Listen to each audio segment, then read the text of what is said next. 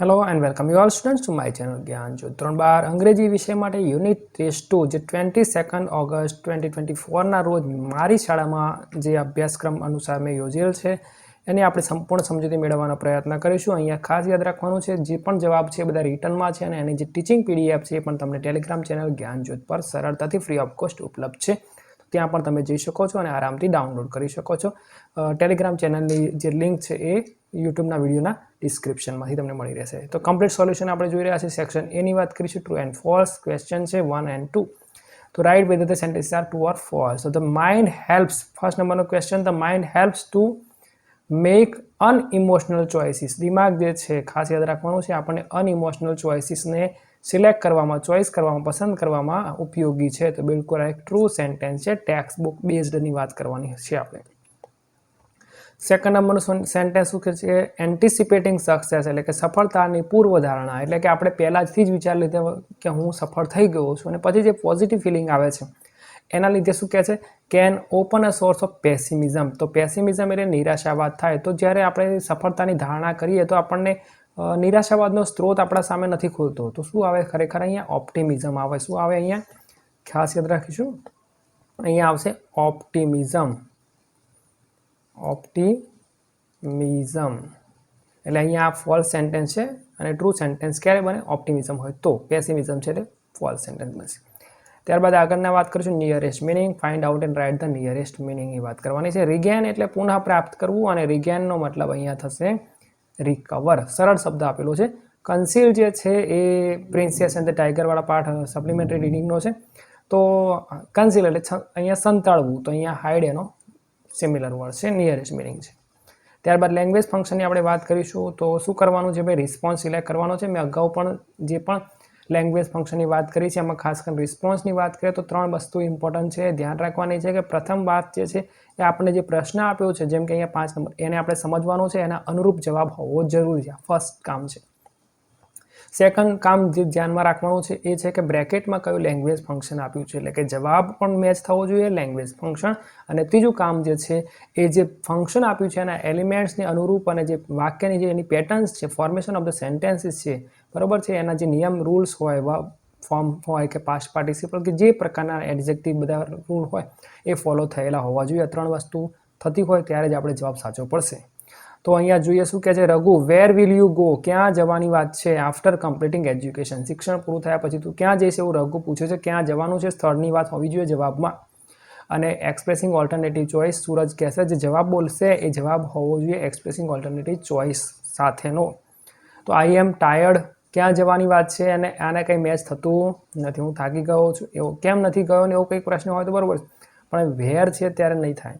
I am not interested, સ્થળનો કોઈ ઉલ્લેખ બીજામાં પણ નથી દેખાતો। સી શું કહે છે? I will go either Canada or USA, બરાબર, બેમાંથી એક જગ્યાએ જઈશ।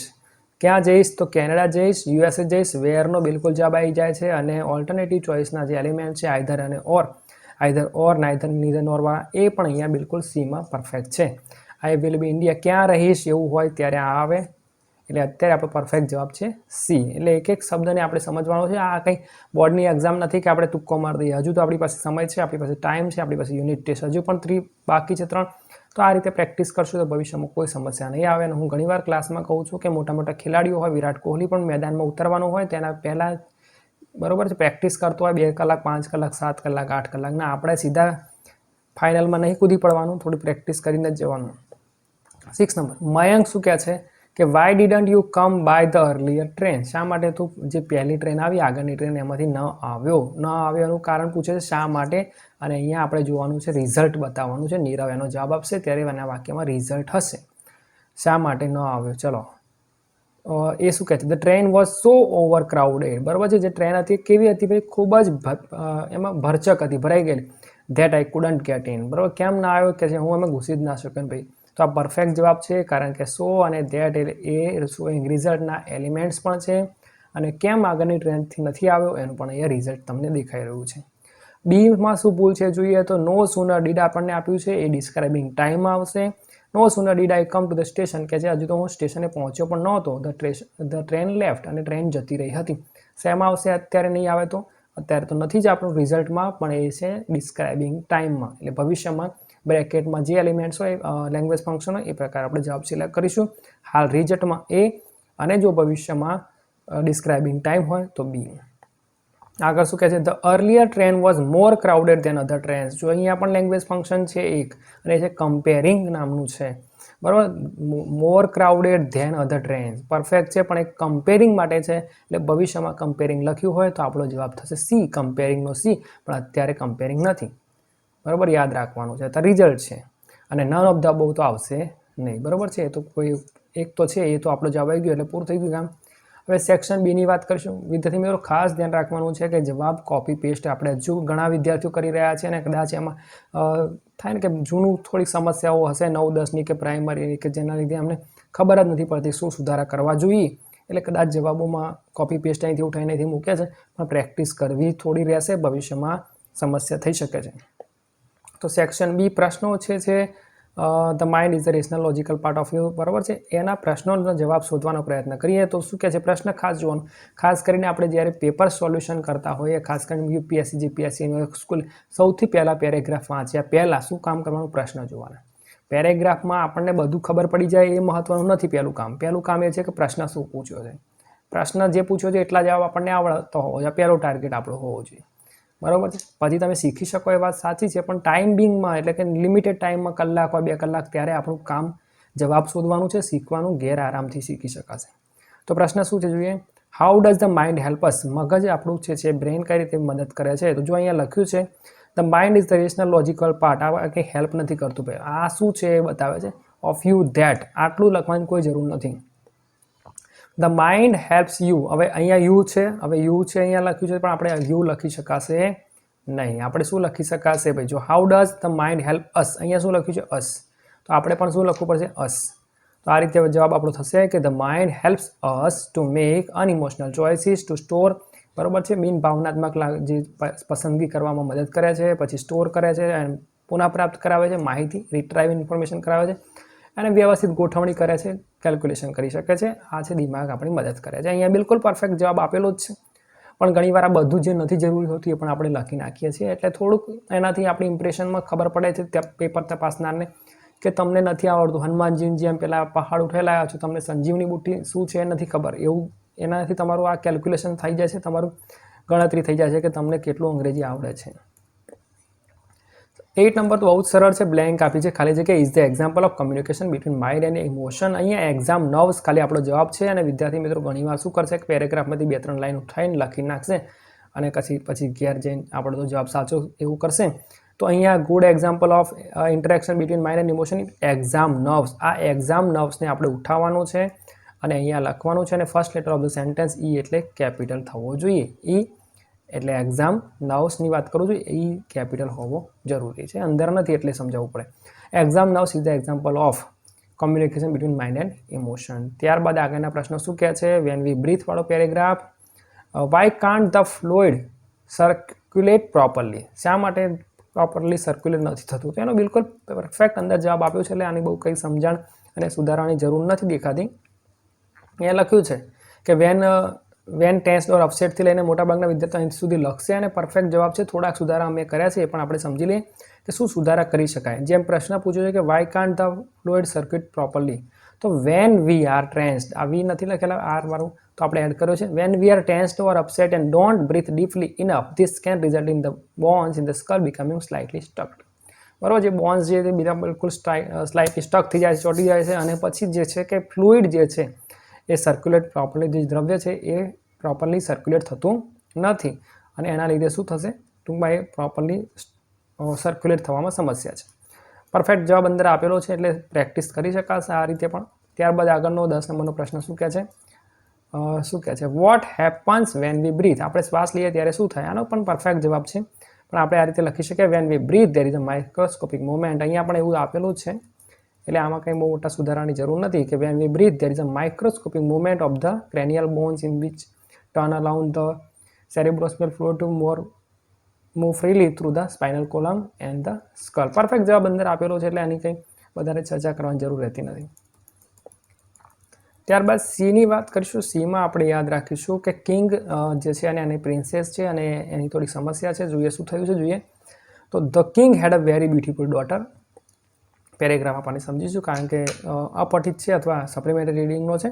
The king was a very beautiful had a very beautiful daughter છે. One day he found out that she had fallen in love with a poor soldier in his army. બરાબર, એક રાજા છે, એની સુંદર કન્યા છે અને એ જે સુંદર કન્યા છે એના કોઈ રાજાના સૈનિક જે છે ગરીબ સૈનિકના પ્રેમમાં પડી છે ભાઈ આર્મીમાંથી.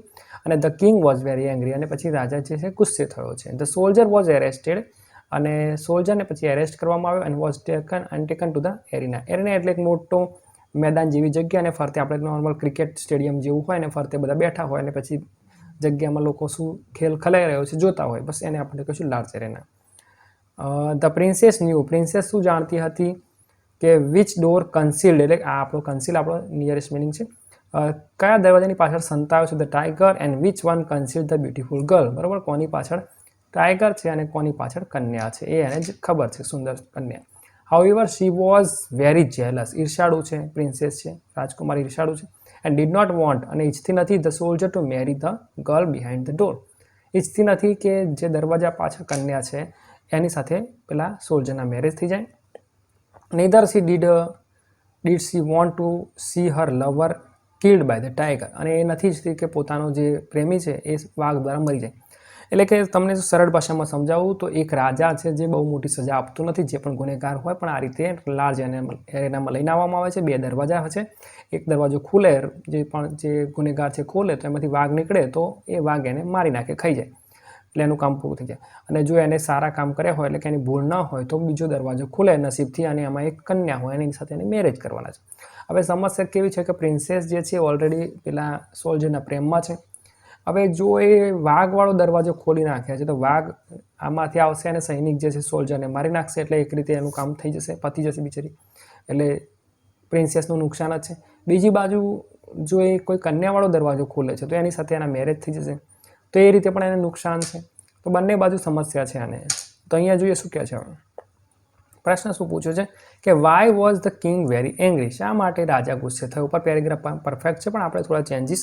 The king was very angry, આ રીતે આપણે લખવાનું. The king was very angry because, વાયનો જવાબ બીકોઝથી આપી શકાય, આપવું જોઈએ.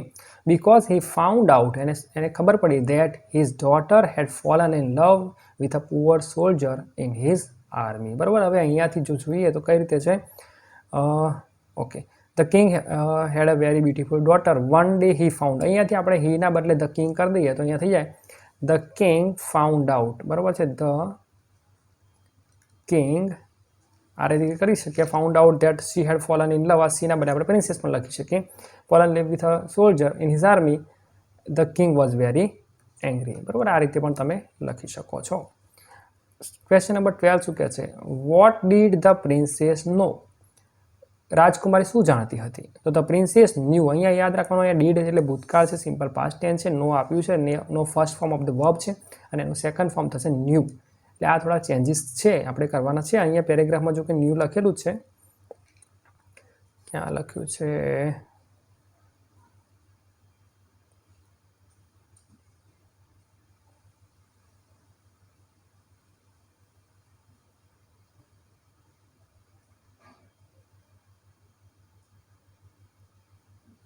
ઓકે, અહીંયા લખ્યું છે the princess knew which door concealed the tiger and which one concealed the beautiful girl. આ આપણો જવાબ પરફેક્ટ અહીંયા આપેલો છે, પણ છતાંય આપણે ધ્યાન રાખવાનું છે કે આપણે કઈ રીતે જવાબને લખી શકીએ. તો આ રીતે તમે લખી શકો છો. The princess knew which door concealed the tiger and which one concealed the beautiful girl. ત્યારબાદ અહીંયા આપણે જોઈ રહ્યા છીએ એક ન્યૂઝ ક્લિપિંગ આપણને આપેલી છે. Read the following news clipping and answer the question. 4 માર્ક્સના પ્રશ્નો. 80-year-old woman to get flood compensation times new network.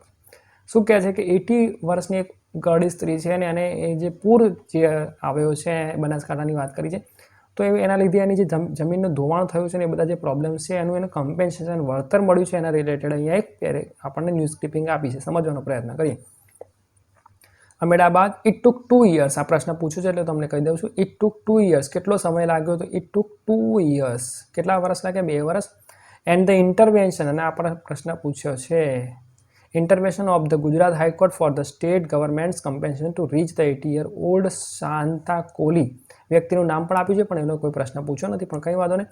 અને 2 વર્ષ લાગ્યા અને કોની દખલગીરી થઈ જોઈએ? Intervention of the Gujarat high court, એટલે આ કેસ કોર્ટમાં ગયો હશે, દખલગીરી થઈ અને ગવર્મેન્ટનું જે કમ્પેન્સેશન છે 80 વર્ષની શાંતા કોલીને મળી છે. ફોર ધ લોસ, હવે આ પ્રશ્ન પણ પૂછ્યો છે કે એને શું નુકસાન ગયું છે? For the loss she suffered due to her field being washed, એની જે જમીન છે ખેતરો ધોવાઈ ગયા છે હવે ડ્યુરિંગ 2017 ફ્લડ, 2017નો જે પૂર છે ઇન બનાસકાંઠા ડિસ્ટ્રિક્ટ. આ પણ પ્રશ્ન યાદ રાખજો, ભવિષ્યમાં કયા જિલ્લાની વાત છે એવો પણ પ્રશ્ન હોય તો બનાસકાંઠા ડિસ્ટ્રિક્ટની વાત છે. 2017નો પૂર છે અને એમાંની જમીન જે ખેતરો ધોવાઈ ગયા છે એના લીધે એને કમ્પેન્સેશન વળતર મળ્યું છે. ધ મની વોઝ રિલીઝડ, આ પ્રશ્ન પણ પૂછાયો છે કે શા માટે મોડું થયું પૈસા આપવા માટે. The money was released in time but had been inadvertently, એટલે કે ડિપોઝિટેડ ઇન સમ અધર બેંક, બરાબર છે, એટલે કંઈ ભૂલથી મિસ્ટેક થઈ છે અને પૈસા બીજા કોઈના ખાતામાં જતા રહ્યા હતા. 30 નંબરનો પ્રશ્ન શું કહે છે કે હાઉ લોંગ એટલે કેટલા સમય did it take to reach, બરાબર, પહોંચવામાં લાગ્યો છે the compensation money to the lady. કેટલો સમય લાગ્યો? તો ઇટ ટુક 2 years. આ આપણો પરફેક્ટ જવાબ છે. પછી આખા ગામના બધા મેં કીધું એમ પહાડ નહીં ઉઠા લેવાના. It took 2 years two reach the compensation money to the lady, બરાબર. અહીંયાથી આપણે લખવાનું છે, અહીંયા ઇટ ટુક 2 years. કેટલા વર્ષ ભાઈ? 2 years. પછી એમાં ઇન્ટરવેન્શનવાળો જવાબ લખવાની જરૂર રહેતી નથી. ઇટ ટુક 2 years લખો તો ચાલશે two reach the compensation money to the lady. પછી હુ ઇન્ટરવીન્ડ, એટલે દખલગીરી કરી two reach the money to the lady. તો અહીંયા આપણને આપેલું છે કોની ઇન્ટરવેન્શન છે, તો અહીંયા લખ્યું છે intervention of the Gujarat high court, બરાબર છે. તો આપણે અહીંયા પણ લખી શકીએ the Gujarat high court intervene to reach the money to the lady. અથવા હું ઇન્ટરવીન્ડ, અહીંયા ઇન્ટરવીન્ડ છે, ઇન્ટરવેન્ટેડ એવું સ્પેલિંગ કદાચ પેન્સિલમાં ભૂલથી લખાયું છે, ઇન્ટરવીન્ડ આવે. The Gujarat high court intervened to reach the money to the lady. ત્યારબાદ 15 number, for what did she get compensation, શાના માટે પૈસા મળ્યા ભાઈ? તો આપણે જોયું હતું કે એ 2017માં બનાસકાંઠામાં જે પૂર આવ્યો અને એનો ખેતર ધોવાઈ ગયા.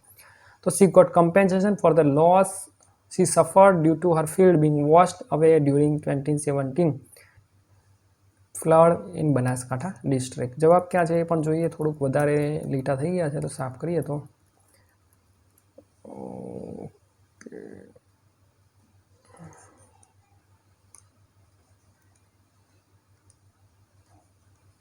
અહીંયા આપણે જોઈ રહ્યા છે એ જે ફ્લડ જે છે, બરાબર છે, અહીંયા આપણે જોઈ રહ્યા છે કે ફોર ધ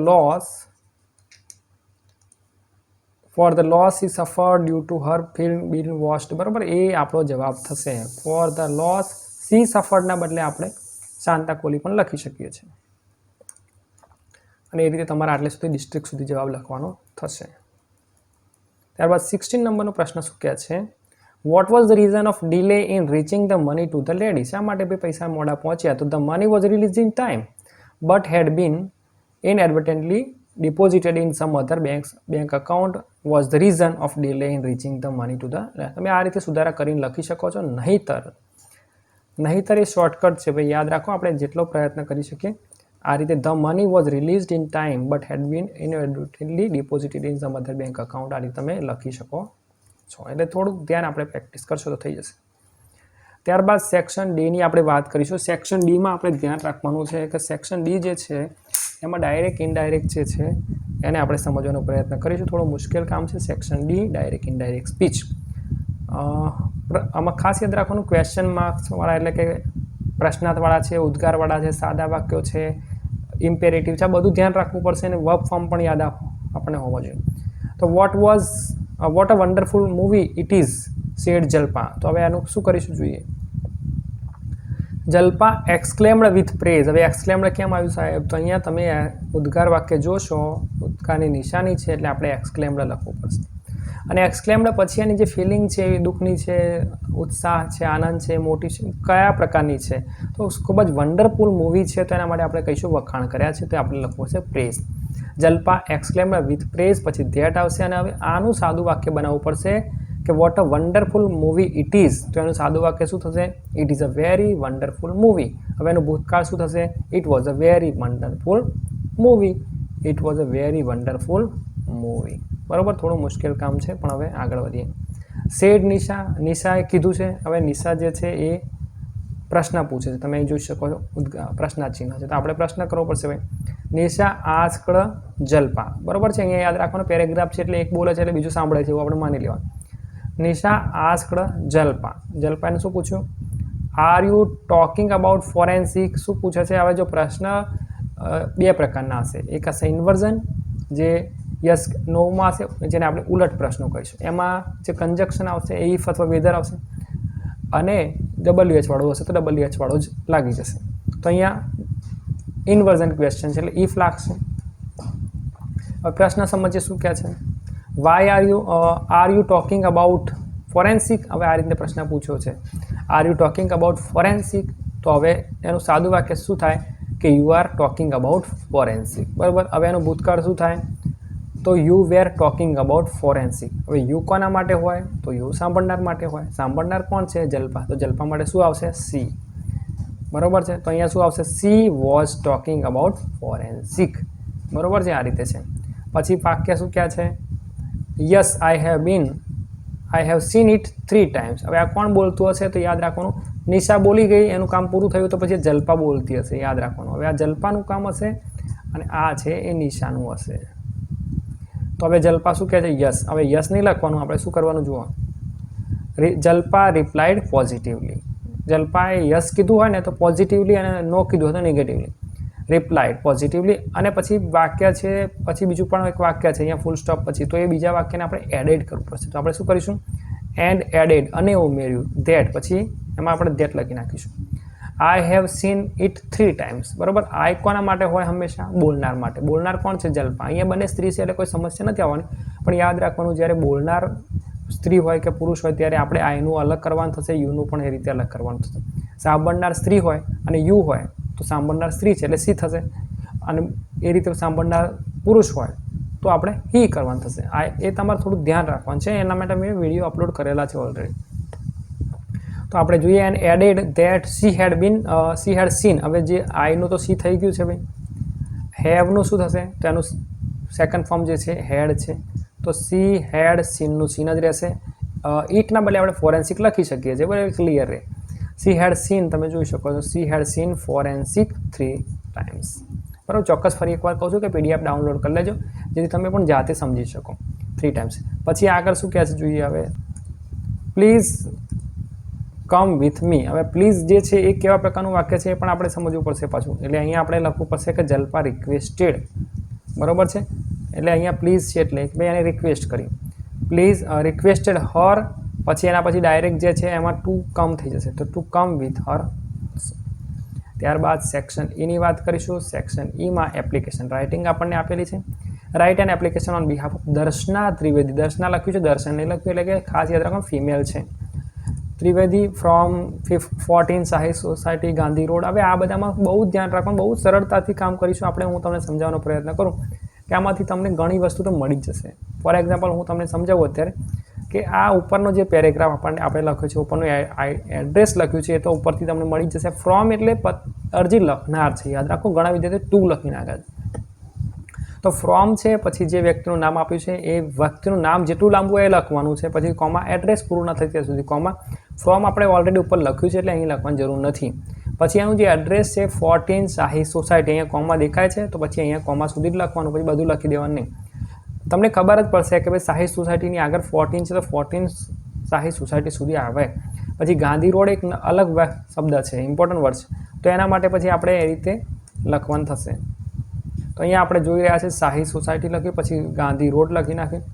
ત્યારબાદ આપણે જોઈએ ગાંધીનગર આવી ગયું છે, એ અલગ છે. બરાબર. અને પૂરું એડ્રેસ થયું એટલે ફૂલ સ્ટોપ. અને ડેટ જે છે આપણે નોર્મલ આ રીતે જે તે પરીક્ષાની મારી દેવાની, એની એ તારીખ લખવાની, એટલે બહુ કંઈ ભૂલોની સમસ્યા રહે નહીં. કોને લખવાની છે? હવે જો અહીંયા શું કહે છે, કઈ પોસ્ટ માટે છે જોઈએ. Four the post of principal માટેની અરજી કરવાની છે. એટલે આપણે પ્રિન્સિપાલ જ નથી તો પછી પ્રિન્સિપાલની અરજી ન કરી શકીએ. તો આપણે એનાથી તો હાયર હોય, તો સ્કૂલનું હોય તો મેનેજમેન્ટ હોય, મેનેજર હોય, સેક્રેટરી હોય, આવું કંઈક લખવું પડશે આપણે. બરાબર છે. તે આપણે ધ્યાન રાખીશું. તો આપણે અહીંયા લખીશું to the secretary PG higher secondary school Rajkot, to the trustee, to the manager. બરાબર, એવું કંઈક લખવાનું સરળ રહે એટલા માટે તમને સમજાવું છું. ત્યારબાદ સબ્જેક્ટ તો આપણને ખબર છે, અને application for the post of જે પણ છે. અહીંયા પ્રિન્સિપાલ છે, ઇંગ્લિશ ટીચર હોય તેને ઇંગ્લિશ ટીચરને બધું. બરાબર. પ્રિન્સિપાલ એક જ હોય એટલે એમાં એની જરૂર નહીં પડે. બરાબર. ધ લખો તો ચાલે. અને application for the post of the principal. Respected sir, respectation આપણે લખીશું, ખાસ સ્પેલિંગ મિસ્ટેક ન થાય. આ પેરેગ્રાફ આપણે તૈયાર રાખવાનો છે, પરફેક્ટ છે અને બહુ કંઈ ચેન્જીસની પણ જરૂર નથી. તો with reference to your advertisement એટલે કે તમારી જે જાહેરાત છે એના અનુસંધાનમાં દેખાય છે, અપિયર્ડ એટલે કે ક્યાંક આવી છે. ઇન ધ ન્યૂઝપેપરનું નામ પણ ઇઝી છે, સંદેશ લખવાનું, એટલે બહુ મોટું ધ ટાઈમ્સ ઓફ ઇન્ડિયા લખવા જઈએ, દિવ્ય ભાસ્કરના સ્પેલિંગ જ ના આવડે, સંદેશ સારું રહેશે. અને જે તારીખે આપણે અરજી કરીએ છીએ એ જ તારીખે જાહેરાત પડી હતી. ભાઈ આપણે તો એટલા બધા બેરોજગાર છીએ કે જાહેરાત પડે રાતે 12 વાગે તો એ રાતે 12 વાગે અરજી થઈ જાય, તો આપણે તારીખમાં કંઈ ચેન્જ કરવાની જરૂર નથી. એટલે આ વસ્તુ આપણે તારીખ જે છે અને આ ન્યૂઝપેપરનું નામ તૈયાર જ રાખવાનું, એ જ લખવાનું છે. આ hereby apply for the post, આ પોસ્ટ પણ આપણે યાદ રાખવાની, ચેન્જીસ કરવાના રહેશે. જેમ કે પ્રિન્સિપાલ છે તો પ્રિન્સિપાલ, ઇંગ્લિશ ટીચર હોય તો ઇંગ્લિશ ટીચર, બાકીનું બધું પેરેગ્રાફ છે એમનું સેમ. બાયોડેટાની વાત કરીએ, આપણે માહિતી આપવાની વાત કરીએ, સ્પેલિંગ ખાસ જોવાના, BIODATA આ બાયોડેટાનો સ્પેલિંગ છે. પછી બધા એના તો અલગ અલગ ઘણા બધા પ્રકારથી લખી શકાશે, પણ બધા ખોટા પડશે. નેમની વાત કરીશું તો દર્શના ત્રિવેદી આપણને આપેલું છે, આપણું કંઈ નામ લખવાની જરૂર નહીં. એડ્રેસ એઝ અબવ લખી શકો છો, ઉપરનું ફરી પણ લખી શકાશે, પણ આપણે આ એઝ અબવ લખવાનું. બર્થ ડેટમાં થોડું ધ્યાન રાખવાનું છે, ભલે આપણી ઉંમર ગમે તેટલી હોય, આપણી ઉંમરની નહીં લખવાની, ભલે આપણે બર્થ ડેટ આપણી લખીએ, પણ યર જે છે એ સરળ કેલ્ક્યુલેશન માટે આપણે એવરેજ, અત્યારે 24 ચાલે છે એટલે એ રીતે આપણે ગણતરી કરીશું તો 1994 વ્યવસ્થિત રહેશે. બરાબર, એટલે કેલ્ક્યુલેશનમાં ભૂલ નહીં થાય. તમારે યાદ રાખવાનું કે તમારે વર્ષ જે છે 1994 લખી દેવાનું છે. એ કેમ લખવાનું છે હું તમને નીચે સમજાવી દઈશ, પણ તમારે તારીખમાં બદલી શકાશે, વર્ષ નહીં બદલવાનું. જેન્ડર જે જાતિ છે એ અહીંયા દર્શના છે તો આપણે ફિમેલ લખવી પડશે, દર્શન હોત તો મેલ હોય, એટલે એ પણ થોડું ધ્યાન રાખો. હોબીમાં ઘણા બધા પ્રકારના શોખ હોઈ શકે છે, પણ રીડિંગ અને રાઇટિંગ લખવાનું, આના કોઈ વિશિષ્ટ માર્ક નહીં મળી જવાના. એટલે પછી તમે વોલીબોલ આ તે બધું લખવા જશો ને સ્પેલિંગ જ નહીં આવતા. વોલીબોલનો સ્પેલિંગ લખવામાં 4 ભૂલો થાય, એના કરતાં રીડિંગ રાઇટિંગ લખવાનું. હાઇટની વાત કરીશું તો એવરેજ 5 ફૂટ દર્શના છે એટલે ચાલશે, પણ આ 5 ફીટમાં આ રીતે સિંગલ લાઇન આવશે, એટલે કે ઉપર જે એપોસ્ટ્રોફી છે, અને ઇંચમાં ડબલ આવશે. બરાબર, પછી 5 ફૂટ અને 12 ઇંચ તો નહીં જ આવે, આ થોડું ધ્યાન રાખવાનું. 11 ઇંચ સુધી આવે, પણ 5 ફૂટ અને 5 ઇંચ 4 ઇંચ એવરેજ 4 ઇંચ સુધી તો છોકરી માટે ચાલે, અને 6 સુધી લખો તો બધામાં ચાલે. પછી વેઇટની વાત કરીશું તો 50 થી 60 કિલો લખ્યું છે એવરેજ, પછી થોડું એનાથી બરોબર છે. લેંગ્વેજીસ નોનમાં હિન્દી, ગુજરાતી, ઇંગ્લિશ લખવાનું જરૂર પડે, સંસ્કૃત, ઉર્દુ, મરાઠી જે પણ લખો હોય, પણ થોડુંક ધ્યાન રાખવાનું, લિમિટેશન હોય. અથવા એવું પૂછ્યું હોય કે ભાઈ અમારે ઇંગ્લિશ ટીચરની તો જરૂર છે, પણ ગુજરાતી આવડતું હોવું જોઈએ, અથવા હિન્દી આવડતું હોવું જોઈએ, અથવા સંસ્કૃત આવડતું, તો પછી આપણે એ વસ્તુને અહીંયા ખાસ લખવાનું થશે. ભાઈ કોન્ટેક્ટ નંબર, આપણો મોબાઈલ નંબર કોઈ લખવાનો નહીં, એટલે આપણે 123455 1234 જે 129 જે તમારે 10 ડિજિટ થવા જોઈએ એવો ખોટો નંબર લખવાનો છે. એજ્યુકેશનલ ક્વોલિફિકેશનની વાત કરીએ, અથવા આપણે ક્વોલિફિકેશન છે આપણી ઇન્ફોર્મેશનની વાત કરીએ, તો મેં હમણાં કીધું હતું 1994 કેમ લખવાનું છે. તો 10માની પરીક્ષા, આ થોડું કોઠું પહેલાં સમજાવી દો. સિરિયલ નંબર જે છે પરીક્ષાઓ જે છે 10માની મોટાભાગે ઉલ્લેખ કરવાની જરૂર નથી રહેતી, પણ કરી શકાશે. આપણે સિરિયલ નંબર 1 to 6 આવા જેટલા આવતા હોય લખવાના. એક્ઝામ જે છે પરીક્ષા કઈ કઈ છે એ છે, અને કયા વર્ષમાં યોજાઈ છે, એનું પરિણામ શું છે, અને પરીક્ષા કયા બોર્ડ કે યુનિવર્સિટી લીધી છે એનો ઉલ્લેખ કરવાનો રહેશે. આપણે એસએસસી જે છે 2010માં કઈ રીતે થશે, તો 1994 જે છે આપણે હમણાં જ કીધું હતું કે 1994ની વાત આપણે બર્થ ડેટની કરી હતી, પ્લસ એવરેજ આપણે 15 થી 16 વર્ષ ઉમેરીશું, એટલે એવરેજ અહીંયા આવી જશે 2010. બરાબર છે, તમને ખબર છે 15-16 વર્ષ થાય 10મા ધોરણની પરીક્ષા આપતી વખતે, તો આ વર્ષની કેલ્ક્યુલેશન દરવાર ન કરવું પડે, એટલા માટે આપણે એ વર્ષ જે બર્થ ડેટ છે એ કમ્પલસરી 94 રાખવાની, અથવા જે પણ રાખો 95 રાખશો તો પણ એવરેજ 2010 આવી જશે, 15 વર્ષનું એવરેજ ગેપ હોય એટલે આપણે થોડું ધ્યાન રાખીશું. હવે તો 6 વર્ષની ઉંમરે પહેલા ધોરણમાં જાય છે, એટલે ભલે છે પણ 2010 થઈ જશે. અને પછી ટકા જે છે એ થોડા ધ્યાન રાખવાના, ભાઈ 101 તો નહીં જ થાય, 70, 80, 85 સુધી વ્યવસ્થિત રહે. હવે બોર્ડની વાત કરવાની છે તો Gujarat secondary higher secondary education board Gandhinagar 10 અને 12ની પરીક્ષા માટે 8 લખવાનું, એટલે દરેક વખતે બદલાશે પાછું. એસએસસી અને એચએસસીમાં તો આ રહેશે ભાઈ બોર્ડ, બરાબર છે. એચએસસીની વાત કરીશું તો તમને ખબર છે 10માં પછી 11મું અને 12મું, એટલે 2011માં 11મું થશે અને 2012માં 12મું થશે, એટલે ગણતરીમાં કેલ્ક્યુલેશનમાં પ્રોબ્લેમ નહીં. 2010 એટલે 10મું, 11મું 11મું, 2012 એટલે 12મું, એટલે કેલ્ક્યુલેશનમાં કોઈ પ્રોબ્લેમ ના આવે. 80% છે ભાઈ, 80% આવી ગયા છે ને ગુજરાત સેકન્ડરી અને હાયર સેકન્ડરી એજ્યુકેશન બોર્ડ દ્વારા છે. 3 નંબર છે પ્રિન્સિપાલ છે, એટલે તમે BA, BCom, BSc કંઈ પણ લખી શકો છો. BA લખશો તો ઇન બ્રેકેટ જો તમને ઇંગ્લિશ, હિન્દી, ગુજરાતી એવો કોઈ વિષય માંગ્યો હોય, બરાબર, પ્રિન્સિપાલને આ વિષય સાથેનો પ્રિન્સિપાલ જોતું હોય તો પાછું આપણે લખવાનું થશે. એટલે કે BA થશે 2015માં, અને કઈ રીતે BA 3 વર્ષનું છે ત્યાં સુધી હજુ પણ, એટલે કે જૂની જે વાત કરીએ છીએ આપણે, તો તમારે એવરેજ આ રીતે 3 વર્ષનું લખવાનું થશે. અને ટકા જે છે એ તમે 60+ લખશો થોડું વ્યવસ્થિત રહેશે. અને યુનિવર્સિટીનો સરળ સ્પેલિંગ છે. આમ તો ઘણી બધી ગુજરાતમાં યુનિવર્સિટી છે, પણ પછી હેમચંદ્રાચાર્ય નોર્થ ગુજરાત યુનિવર્સિટી લખીએ અને પછી એમાં વીર નર્મદ લખીએ અને પછી એમાં સ્પેલિંગના લોચા પડે, એના કરતાં ગુજરાત તો યાદ રહેવું છે. અને યુનિવર્સિટીઓનું સ્પેલિંગ તો આપણે તૈયાર કરીશું એવી અપેક્ષા છે, તો ગુજરાત યુનિવર્સિટી લખીશું. પછી MAની વાત કરીશું 4 નંબર, તો 2 વર્ષનો કોર્સ છે MAનો, તો 15 ને 2 17 થશે. અને પર્સન્ટેજ યુનિવર્સિટી તો સેમની સેમ રાખવાની આપણે. BEd જે છે એ 1 વર્ષનો કર્યું છે આપણે અત્યાર સુધી, 2 વર્ષનો પણ કરી શકાશે જો એ રીતે હશે તો એ રીતે. અને એના ટકા અને યુનિવર્સિટી સેમની સેમ રાખવાની. ત્યારબાદ પ્રિન્સિપાલ માટેની પરીક્ષા ભાઈ હવે તો લેવાય છે, HMAT જે પરીક્ષા છે એ આપણે લખવાની થશે. અને એના માટે આપણે વર્ષ સેમનું સેમ રાખવાનું છે, બહુ કંઈ ચેન્જ કરવાની જરૂર નથી. પરીક્ષા સરકારને જાતે મન થાય ત્યારે લેતી હોય છે, એટલે એના માટે કોઈ વર્ષ 1-2 વર્ષની ગેપ રાખવાની જરૂર રહેતી નથી, નહીંતર પછી અનુભવમાં સમસ્યા થશે. કારણ કે પ્રિન્સિપાલમાં ઘણીવાર શું હશે કે ભાઈ 5 યર 6 યર 10 યરનો એક્સપિરિયન્સ માગશે. હવે આ સંજોગોમાં શું થશે કે તમે 2019 પછી 22માં કદાચ પરીક્ષા લખો તો 22 2 24 જ થાય, એટલે અનુભવમાં પછી પ્રોબ્લેમ થશે, બરાબર. એટલે થોડું ધ્યાન રાખવાનું છે આપણે. અને નોકરી બોકરી મળ્યા પછીના અનુભવ. અને આ યાદ રાખવાનું 80% તો છે, પણ સ્ટેટ એજ્યુકેશન બોર્ડ રાજ્ય પરીક્ષા બોર્ડ લે છે, અને ગુજરાત છે અને ગાંધીનગરથી યોજાય છે, તો આ થોડું ધ્યાન રાખશું.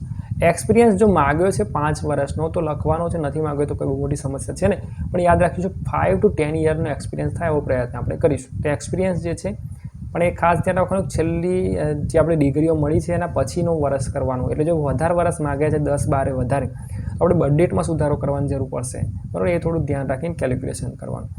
એક્સપિરિયન્સ છે 5 યર એક્સપિરિયન્સ ઇન કોઈ પણ સ્કૂલનું નામ લખવાનું. પ્રિન્સિપાલ છે ખાસ યાદ રાખવાનું. અનુભવ છે ને એ બદલાતો રહેશે ભાઈ. મેનેજર હોય તો પછી સ્કૂલમાં નહીં ચાલે, પટાવાળો હોય તો સ્કૂલમાં ચાલશે, એટલે એ થોડુંક ટીચર છે તો સ્કૂલનો આવે, સેલ્સમેન હોય તો સ્કૂલનો ના આવે. એટલે એ બતાવતી વખતે અનુભવ જે બતાવવાનો હોય ત્યારે થોડું ધ્યાન રાખવાનું.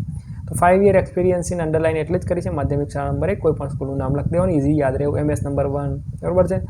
તો એક્સપેક્ટેડ સેલરી આવે સરકારી જોબ હોય ત્યારે એઝ પર ગવર્મેન્ટ રૂલ, અને જો પ્રાઇવેટ હોય તો આપણને ખબર છે 50,000 લાખ રૂપિયા જે તમને મન થાય એવું નહીં, 50,000 લખવાનું. Reason for change for bright future. અને રેફરન્સનો તમને મતલબ સમજાવું તો એવા વ્યક્તિ કે જે તમને ઓળખે છે અને જ્યારે તમે અરજી કરો છો ત્યારે સામેવાળા વ્યક્તિને તમારા વિશે કોઈને પ્રશ્ન પૂછવો છે તો કોનો કોન્ટેક્ટ કરશે, એવા 2 નામ લખવાના છે. ફ્રેન્ડના નામ લખી નાખવાના. પાયલ વાઘેલા ફોર એક્ઝામ્પલ છે, ધ પ્રિન્સિપાલ છે બેન, અને ક્રિસ ઇન્ટરનેશનલ સ્કૂલ આનંદ છે, બરાબર. આ બધું સેમનું સેમ રાખવાનું, જાતે જ બનાવી દેવાનું, ઘેરથી તૈયાર જ રાખવાનું. કોનું નામ લખવાનું છે પછી પરીક્ષામાં આજુબાજુવાળાને પૂછીને કે કોઈકને જોઈને નહીં લખવાનું. આપણને ખબર જ હોય મારે આ લખવાનું, તો સ્પીડ રહેશે, 3 કલાકમાં પેપર પૂરું થશે. નહીંતર પછી આવડતી હોય એપ્લિકેશન આખીને સાહેબ અડધી લખીને રહી ગઈને એ બધા બોના પછી ના ચાલે, બરાબર. સૈનિક સોલ્જર ગમે તેટલું સારું હોય પણ તલવારને બંદૂક ઘેર મૂકીને જતો રહે યુદ્ધના મેદાનમાં ના ચાલે. આવડતું હોય એનો મતલબ છે કે તમને આવડે તો છે પણ લખેલું હોવું જોઈએ. એટલે પરીક્ષામાં લખેલું જરૂરી છે. કેટલું આવડે છે કોઈ પૂછતું નહીં. પછી 2 નંબર મનીષા ગોહેલ છે, the principal S international school Baroda. બંને કામ ઇઝી છે, 2 એને પ્રિન્સિપાલ બનાવી દેવાના. સારી કોઈ સ્કૂલનું નામ લખી દેવાનું. ના આવડે તો કોઈ પણ શોર્ટ ફોર્મમાં લખવાનું. MS નંબર 1 છે, TS નંબર 2 છે, એવું કંઈક લખીને એડ્રેસ બનાવી દેવાનું, એટલે કામ આપણું પૂરું થઈ જાય. If I shall be selected, ભાઈ મારી પસંદગી કરવામાં આવશે, I will perform all my duties honestly, બધા કામ વ્યવસ્થિત પ્રામાણિકતાથી કરીશ છે. થેન્ક યુ છે, યુ આર ફેથફુલી, અને એ વ્યક્તિની સાઇન અહીંયા આપણે કરવાની છે. એન્ક્લોઝડ ખાસ યાદ રાખવાનું, ભૂલી ન જવાય. એન્ક્લોઝ એટલે બિડાણ છે કે કયા પ્રકારના ડોક્યુમેન્ટ, એટલે કે તમે જે બતાવ્યા છે એ બધાના પ્રૂફ અહીંયા તમારે મૂકવાના છે. નામ અને બર્થડેટ માટે આપણે LCની વાત કરીશું. પછી 10માની માર્કશીટ છે, HSC માર્કશીટ છે, અને સર્ટિફિકેટ પણ લખી શકો. SSC માર્કશીટ અને સર્ટિફિકેટ એવું પણ તમે એડ કરી શકો. BA હોય, MA હોય, BEd હોય, HMAT હોય, અને એક્સપિરિયન્સ સર્ટિફિકેટ, આટલું તમારે લખવાનું રહેશે. બરાબર. ચોક્કસ આ વિડીયો તમે ગમ્યો હોય તો ચોક્કસ એને લાઇક અને વિદ્યાર્થીઓ માટે શેર, અને વધુ વિડીયો જોવા માટે ચેનલને સબસ્ક્રાઈબ કરશો. Thank you and best of luck.